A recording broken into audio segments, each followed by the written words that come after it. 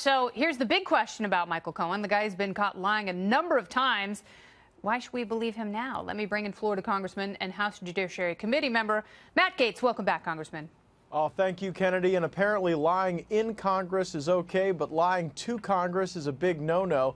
Michael Cohen lied to the IRS, to the FBI, to Congress. It should be no surprise that he's likely lying to Robert Mueller to save his own skin. I think that Donald Trump probably regrets any association with this individual, but I doubt that it's a big story in the grand scope of the presidency. He thought that this was a person who would walk through a wall for him, someone with whom he could share his deepest secrets, at least financial secrets, but it seems as though Cohen has turned on him in order to save his own arse.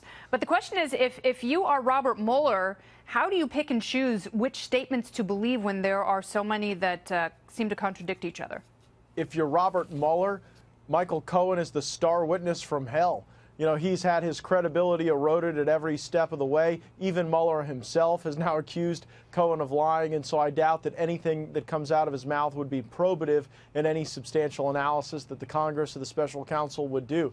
At the end of the day, you know, I think that you're talking about a building that never would have been illegal to build, that never was built, from a guy who's lied multiple times. And a lot of people advertise their greatest weaknesses. Michael Cohen tries to act like this big macho guy, bullying reporters, bullying people who don't agree with him. And at the end of the day, like, he was kind of the first guy to roll and sing whatever story the special counsel wanted him to, just to limit his own criminal culpability. All right, so, you know, there are people who are connecting the dots between Jerome Corsi, not Jerome Kersey. He played for the Portland Trail Blazers, and he was quite good. Jerome Corsi and Roger Stone, saying that that is a Russia connection because they had foreknowledge of the DNC hacked emails that WikiLeaks then disseminated. And, there was obviously the report from the UK about Manafort visiting Julian Assange several times in the Ecuadorian embassy in London. And now you've got Cohen saying that the talks with Russia went well into 2016. When do these things connect, and when does it become problematic for the president? During 2016, I can't see any circumstance in which a speculative real estate deal would be problematic at all.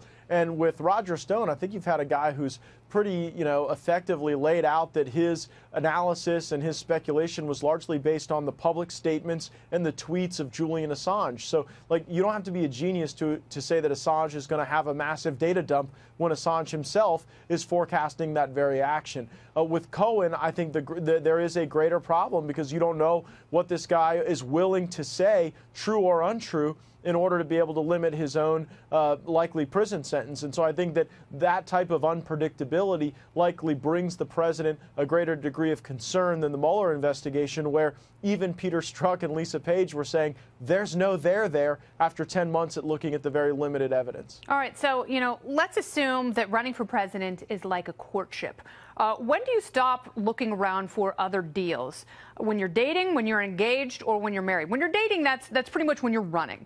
When you're engaged, that's when you become the nominee, and obviously you get married, that's when you win the election and become president. At what point do you stop looking around for other deals that become a conflict of interest? Well, just like marriage, the presidency is binary. You're either married or not, and you're either the president or not. I'm both neither married nor the president, and the president, I guess, is both. But in this circumstance, before he assumes the office, he has every right to look at whatever deal or whatever opportunity might be before him in business. I asked Donald Trump Jr. one time, like, what's the family business like now that your father's president? And he largely said that, that's difficult to do deals at all with anybody because under any circumstance, there could be an accusation. And so largely their family business has become politics and the work of the nation. And I think it's admirable that they would sacrifice so much to be able to have the opportunity to serve.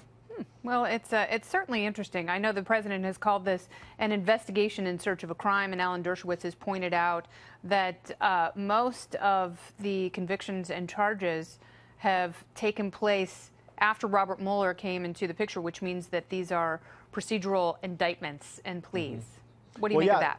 Yeah, like, the indictments from Mueller have either been, like, well before Donald Trump ever contemplated running for president, conduct that occurred after he was president but that he had no knowledge of, or conduct that occurred in Russia where no defendant is ever expected to show up and face any type of justice. So I'm sort of wondering what this has all been about, and I'm wondering if we're going to see any type of tangible production from the Mueller probe, or whether or not it's sort of a latent irritant to the presidency that the Democrats intend to bolster until 2020. Well, we will see. They may be investigating that long because we thought there was an end in sight, but with these new developments, it's getting intriguing, but it doesn't feel like we've quite reached the crescendo. Congressman, thank you so much.